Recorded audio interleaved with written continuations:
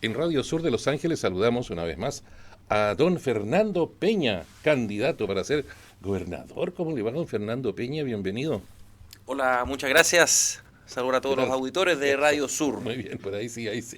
Ahí sí está un Oiga, poquito, estábamos con el micrófono un poco caído ahí, pero bueno, pero nos ahí ya adaptamos. estamos adaptados, ya muy bien. ¿Cómo está don Fernando Peña, candidato republicano? Así es. Exactamente. Oiga, usted lo habían amenazado la otra vez lo habían amenazado ahí, le estaban tirando unas amenazas, unos sapos y culebras y cosas. Pero hay gente exaltada en todas partes, ¿eh? La cosa es que Sí. no deben hacer eso. Eso porque existen personas en este país que utilizan la violencia como un medio para lograr sus fines. Hay partidos que declaran no renunciar a la vía armada para llegar al poder. Sin embargo, los extremos son ustedes. Los ultras son ustedes que defienden la familia, la vida, cosas como esa, pues, tan terribles como esa. Pero ustedes son tildados de extremos y los otros no. Qué raro, ¿eh? Sí, Me parece extraño. y es bien contradictorio porque de hecho creo yo que el requisito mínimo para definir algo como extremo Sí. es que justamente se abracen o se adhiera a mecanismos violentos o derechamente disruptivos. O derechamente amenazas de Cómo es muerte, lo que pasó? Justamente lo que tú acabas de cosas describir, así. que fue una situación bien incómoda que Sí, viví la pues. semana pasada en la Universidad de Concepción, cuando un alumno de dicha casa de estudios me amenaza de muerte, me amenaza con colgarme y llevarme al paredón. Claro. Una Nosotros, cosita, una cosita poca. claro, yo eso sí quisiera tomarme un minuto para explicarte el contexto de esto, Sí, ¿ah? Porque ya. esto tiene una historia detrás. Ajá. Eh, yo cuando fui Seremi de Educación, en el gobierno del presidente Piñera, Piñera II, me tocó en ese cargo eh, enfrentar una situación que fue compleja, pero que de la cual no me arrepiento, que fue expulsar a 4 alumnos del Liceo Enrique Molina Garmendia por agredir a un asistente de educación o una psicóloga en el contexto de una movilización al interior del liceo. Nos Ah, tocó aplicar ya. aula segura. Pero muy bien. Y uno de los alumnos Corresponde. expulsados fue justamente el que me amenaza a la salida de este debate en la Universidad de Concepción, que me recrimina básicamente por la medida de la expulsión y que básicamente esto fue injusto, etcétera, etcétera. Ahora, yo creo que, y por eso es importante ponerlo en contexto, porque esta amenaza, obviamente, lo que nosotros le explicamos, porque a todo esto nosotros nos querellamos, Ajá. dentro de la fundamentación de la querella, justamente lo que se exhibía como plausible dentro de la amenaza es que era una persona que busca un ánimo de venganza, que es Ya. absolutamente verosímil. Oiga, pero este joven es alumno ahí de esa universidad. Es alumno de la Universidad de O sea, Concepción, este sí. hombre está buscando que lo expulsen ahora de la universidad por andar con esas cosas. A mí me llamó el rector de la Universidad de Concepción, el doctor Carlos Saavedra, en la misma tarde en que ocurrió esto, y además de ofrecerme obviamente las disculpas a nombre de la institución, él me mencionó de que la universidad iba a estudiar las sanciones disciplinarias en el marco de su reglamento interno, lo que a mí me parece correcto, y, y creo yo además el pronunciamiento del juzgado de garantía de Concepción, que ayer o sea, declaró admisible la querella, creo Ujú. yo además es un poderoso antecedente para de alguna manera configurar o respaldar cualquier procedimiento disciplinario que ahora decida emprender la universidad. Así que creo yo es bueno, es sano para la democracia que este tipo de cosas no queden en la impunidad, Y que no se repitan, que no se repitan que no se pueden y que repetir. quienes las emprenden no Ajá. sientan que tienen que quienes las Buena. emprenden no sientan que tienen chip libre o que pueden de alguna Claro. manera seguir haciendo este tipo de hechos. Por lo mismo es que yo no solamente no me arrepiento por haber hecho un uso correcto de mi autoridad mientras fui Seremi, al haber aplicado lo asegura, sino que y tampoco me arrepiento ahora de haber emprendido esa querella por amenazas, porque creo que es momento ya de colocarle punto final Bueno, es lo que debe hacer, porque si no. y de colocarle ciertos límites a Claro. personas que derechamente Mm. no saben convivir y no saben respetar las reglas del juego democrático y que usan la violencia o el amedrentamiento para finalmente imponer sus términos. Entonces, a mí me deja muy tranquilo, tengo mi conciencia muy tranquila, pero además estoy en paz porque creo que lo que la gente también espera de sus autoridades, yo ahora que estoy postulando al cargo de gobernador regional, creo que lo que las personas esperan de sus autoridades Ujú. es que las autoridades ejerzan su autoridad. O sea, Que- que se tomen en serio su claro, rol claro. y que no miren para el techo o se encierren a llorar en el baño cuando pasan este tipo de cosas. Entonces, O a la primera de cambio entreguen la Constitución porque se asustaron.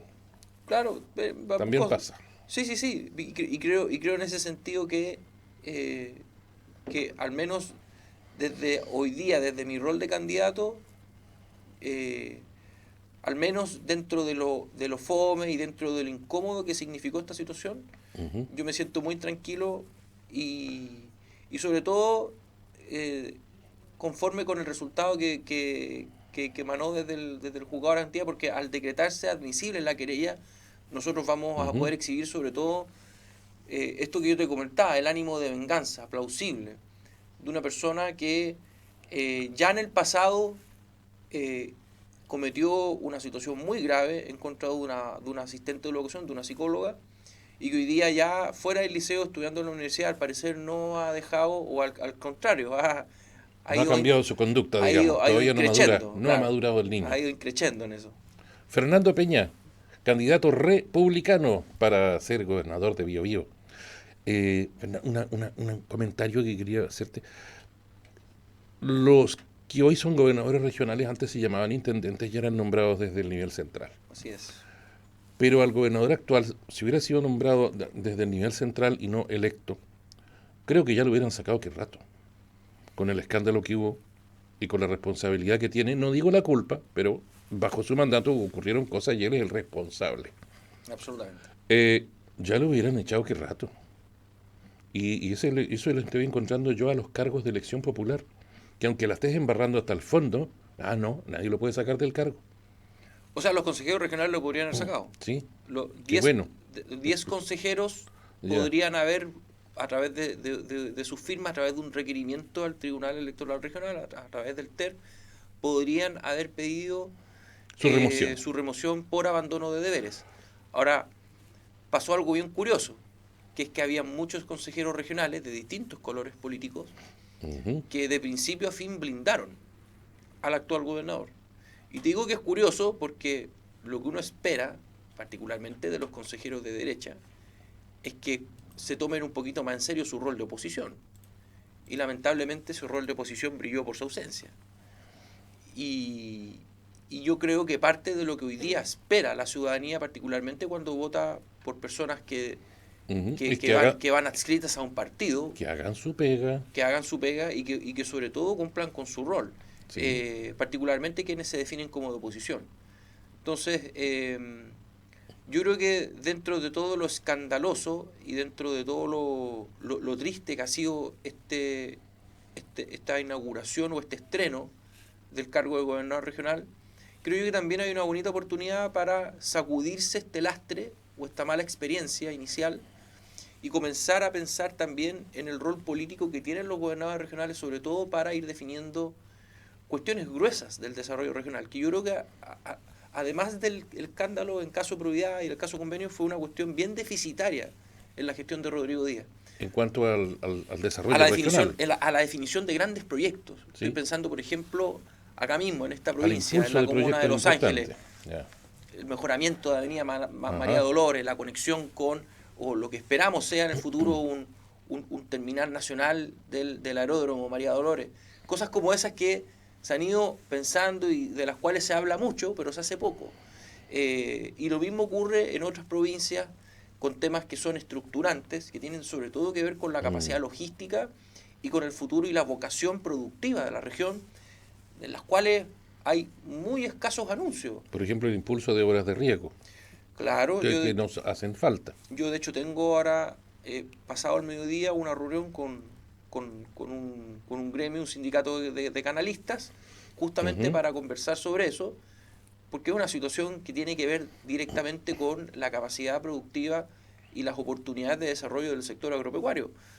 Y que son cuestiones que hoy día lamentablemente dentro del debate Han quedado han quedado rezagadas. rezagadas, porque usted ofrece un estadio y saca aplausos, pero Ah, ofrece obras de riego y eso ya no entusiasma tanto, si ofrece un hospital, o, o la conversación sobre los cosas derechos así, también de agua. también los Ah, derechos de agua que quedan, que son muy importantes y estuvieron en riesgo. así es, pero hay que abrir ahí una discusión, porque eventualmente, Ujú. y es algo que a mí me han manifestado varios actores, ¿por qué, por ejemplo, no ver la posibilidad de que el gobierno regional, donde tú adquiera parte de esos derechos y los pueda distribuir en procesos transparentes, conocidos, públicos, O eh, directamente sea a, quien los que, administre. a quienes, claro, por eso digo, Claro. y que después desde el gobierno regional se entreguen parte de estos derechos, de estas concesiones. Ujú. Eh, no es una figura loca, no es una figura ni siquiera que no se haya aprobado en otros ámbitos. Y además descentraliza. Permite descentralizar decisiones que hoy día además, claro, están profundamente desajustadas o desapegadas del nivel local Ujú. de donde residen justamente esas decisiones. Entonces, yo creo que es importante que la figura del gobernador regional se vaya involucrando Claro. hoy día en decisiones que están sumamente, por un lado, centralizadas, pero por otro lado, ausentes del nivel o de las competencias locales. Mira. Y donde no existen esas competencias, yo creo que es bien importante ir creando las condiciones para que la figura del gobernador de a poco vaya adquiriendo mayor nivel de decisión.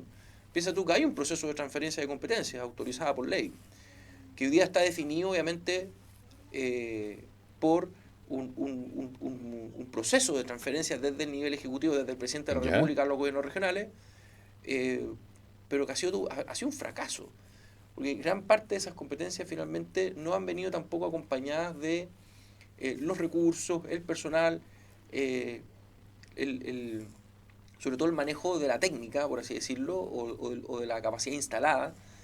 Y eso ha significado que muchas de las decisiones que se pensaban ya a esta altura iban a estar radicadas en los gobiernos regionales, les siguen hoy día dependiendo de los ministerios en Santiago.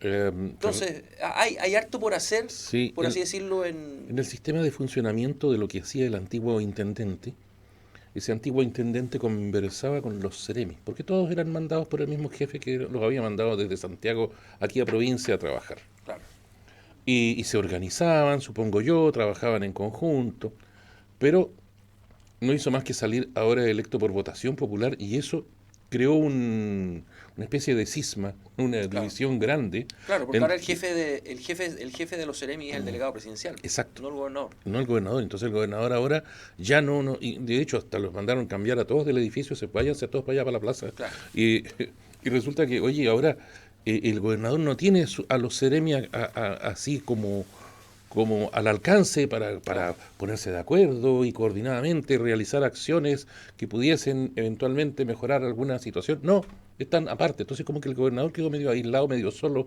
solo es un gobernador político y de gestión de asignación de platas.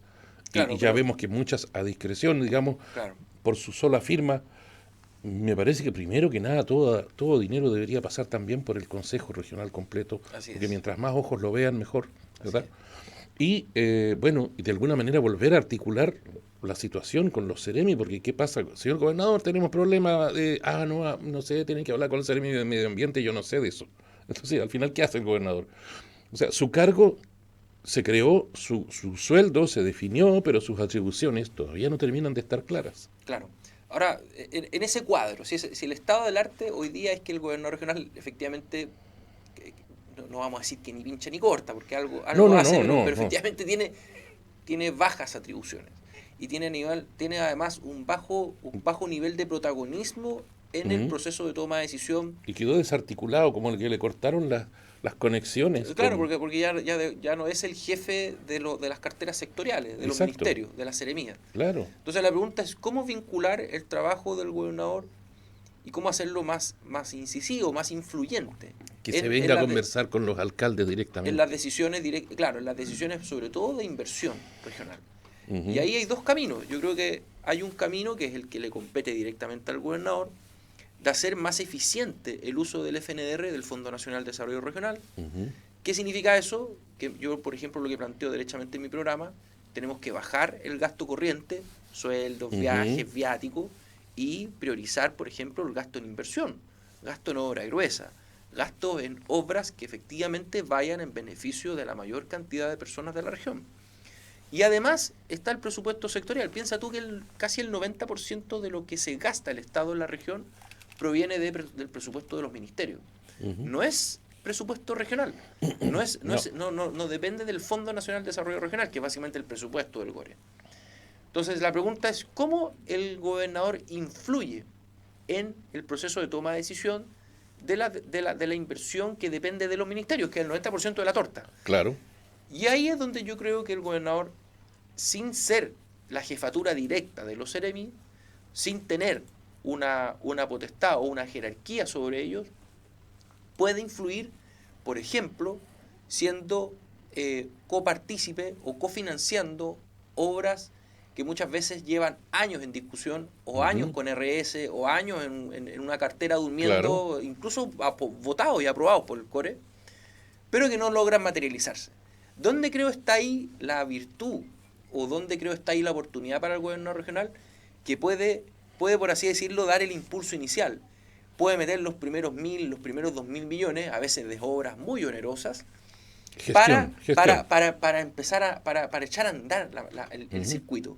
Porque el problema hoy día es que los proyectos se demoran a veces 5, 6 años, a veces 10 años. Quedan obsoletos, quedan fuera de presupuesto, ya ahora valen 3 veces más de lo inicial. Porque, o sea, eso por un lado, pero además que tú vas generando una cartera de arrastre y vas generando además una situación sin sentido. Hoy día la cartera de arrastre del gobierno regional es de casi 400.000 millones de pesos. Es ser enorme. Y el presupuesto es de 100.000. Cosas que no se ejecutaron. O sea, tú estás financiando con el presupuesto del 2024 proyectos que se votaron en el 2022, incluso en el 2021.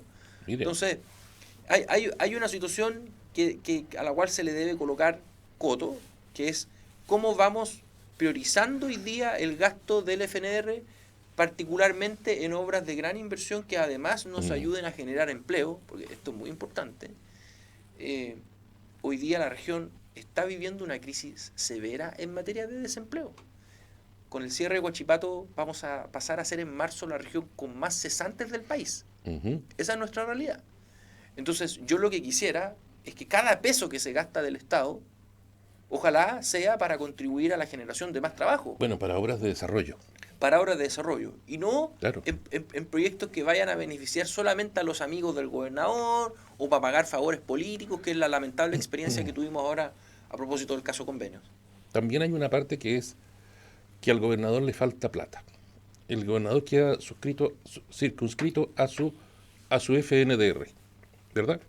Que no es más que una partecita del dinero que llega a la región. ¿De dónde sacamos más lucas?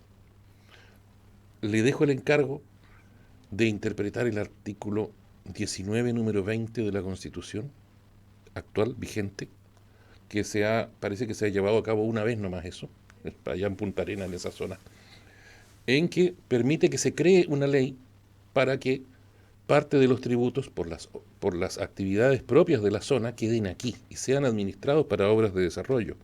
Claro. Y aquí tenemos lo hidroeléctrico, está la celulosa, está lo forestal, está lo pesquero, hay un montón de actividades propias. Pero si piensas tú que el año pasado, el gobierno, antes de que estallara el caso Convenio, en marzo del año pasado, en mayo, no sé si en marzo o mayo, presentó un proyecto de ley que se llama, de hecho, Regiones Más Fuertes, que es un proyecto de ley bien interesante, porque entre otras cosas permitía, por ejemplo, la creación de algunos tributos regionales. Sí. Permitía, de hecho, entre otras cosas, por ejemplo, que los gobiernos regionales pudiesen endeudarse hasta por el 5% de su patrimonio solamente para gastos de infraestructura o gastos de inversión. Claro, tiene que tener una dirección definida. Pasaba el presupuesto, ya dejaba de ser discutido en partidas o en glosas en la ley de presupuesto, sino que pasaba directamente a Tesoro. O sea, y de hecho las partidas se iban a discutir acá, en el CORE. En fin, varias cositas como esas que son bien interesantes. De irse administrando solos. Ahora, cuidado, que eso significa crear impuestos nuevos. Esto otro no implica creación de impuestos nuevos, sino que no se vaya todo para Santiago. No, esto más que crear impuestos nuevos, lo que hacía es que redefinía impuestos, o sea, pasaba la renta nacional, pasaba a distribuirse ahora como renta regional, parte de esos tributos. Fantástico. Entonces, la gran pregunta acá es, Bueno, el proyecto de ley quedó stand-by, no se siguió discutiendo. Lo importante es que no se lo roben. O sea, la razón política de por qué el proyecto no se siguió discutiendo ¿Mm?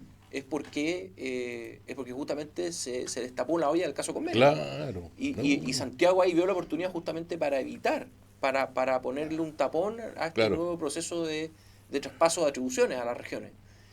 Iba muy bien, pero O sea, bueno, es cosa de... esa es la realidad, de- esa es la realidad. Y pasó ahí, pasó en la ley, en la ley de presupuesto, que también...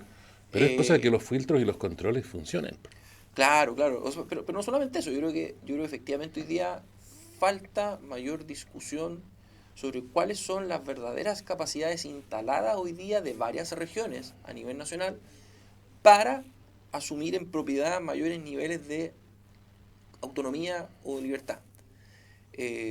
Porque yo en el caso de la región del Biobío creo que efectivamente ese cuestionamiento nosotros lo podemos sortear con éxito. Biobío es una región con alta formación de capital humano avanzado, nosotros al revés, exportamos Ujú. capital humano a otras regiones. ¿Para qué hablar de lo que pasa con Ñuble? Pero hay otras regiones en donde efectivamente el nivel central tiene todo el derecho de decir, oye, ya, pero ¿tiene sentido seguir traspasando competencias o darle más atribuciones a la luz y a la vista de lo que ha ocurrido con el caso Convenio? Y yo creo que es una discusión absolutamente razonable. Entonces, Claro. la pregunta es, y de hecho es algo que yo planteo en mi programa, Ujú. quienes quieran leer mi programa completo, es un documento de 10 páginas, ¿Dónde no está? es muy extenso, en www.fernandopena.cl, de ahí lo pueden descargar. Y es algo que yo planteo en la introducción de mi programa. Eh, no tiene sentido esperar que haya más transferencia de competencias o atribuciones y entre medio quedarnos paralizados, básicamente. O básicamente decir, oye, mira, chuta, no, acá no hay nada que hacer, no podemos trabajar así. No, los gobiernos regionales tienen que avanzar y tienen que Ujú. ingeniárselas, ser audaces con lo que tienen para poder traer más recursos y generar mayores niveles de compromisos de gasto desde el FNR, pero también atrayendo más recursos sectoriales, particularmente desde el MOP. Yo, por ejemplo, y eso es algo que creo que la actual administración hizo bien, estoy totalmente de acuerdo en intensificar la firma de más convenios de programación, sobre todo con el MOP, para así planificar el gasto grueso en un lapsus de 4 o 5 años, para así amarrar al Ministerio de Obras Públicas en la ejecución de muchas obras estructurantes de Ujú. vialidad, caminos, puentes, que son absolutamente necesarios. Y que además son cuestiones que hoy día son dolorosas, que son heridas abiertas hoy día. Piensa tú que en Concepción llevamos casi 14 años esperando que se termine un puente. Es una cuestión vergonzosa. Entonces tenemos que ser capaces de planificar el gasto. Ya basta de improvisar y estar además cada 4 años cuando cambie un gobierno viendo de qué manera surfeamos o de qué manera organizamos el gasto grueso, porque además cambian las autoridades y al parecer cada autoridad llega con intenciones nuevas o cree que va a inventar la rueda desde cero y con... Todo lo anterior queda votado. No, claro, o sea, tienen que asumirse, por así decirlo, compromisos de Estado, Mm. particularmente lo que tiene que ver con la inversión y con los proyectos de inversión. Y eso involucra hospitales, escuelas, liceos, Ujú. subcomisarías, etcétera. Todos los proyectos de infraestructura que involucren un financiamiento compartido entre Mm. lo sectorial y el gobierno regional. Fernando Peña, candidato a gobernador regional aquí en Radio Sur, hemos tenido el agrado de conversar con él. Un ratito siempre se hace corto, porque tiene mucho, mucho que comentarnos. Así es que, desgraciadamente, debo decirle que el tiempo más o menos estamos casi, casi cumpliéndolo. Algo para cerrar, Fernando. Algo para cerrar. Solamente invitar a las personas a que me apoyen. Ujú. Fernando Peña, Sí, candidato a gobernador regional del Partido Republicano. por Mi supuesto. programa está en mi página web, en mis redes sociales también. Ujú. El foco nuestro está justamente en hacer lucir al gobierno regional, darle mayor capacidad de articulación para financiar proyectos en materia de seguridad, de infraestructura, de conectividad. O sea, que el gobierno regional no quede ausente Mm. y que tampoco quede paralizado frente a los escándalos y frente a las situaciones de corrupción que hemos conocido. Tenemos que sacudirnos eso. Tenemos que ser capaces de eh, eh, elegir nuevas autoridades que nos permitan, ahora sí, ojalá, lucir estos niveles de autonomía y de libertad que nos ha dado la ley, pero hacer las cosas bien. Aprovecharlo bien. Aprovecharlo Claro. bien. Y el corazón de mi proyecto está en eso, en trabajar con los mejores, con equipos profesionales probados y con experiencia, para así transformar el gobierno regional en un gran articulador y en un gran tractor de recursos, de inversión, que lo que busca finalmente mejorar la calidad de vida de nuestros habitantes. Muy bien. Esperemos que todo vaya bien y que tengamos entonces como gobernador a don Fernando Peña. Muchas Gracias. gracias. Hasta la próxima.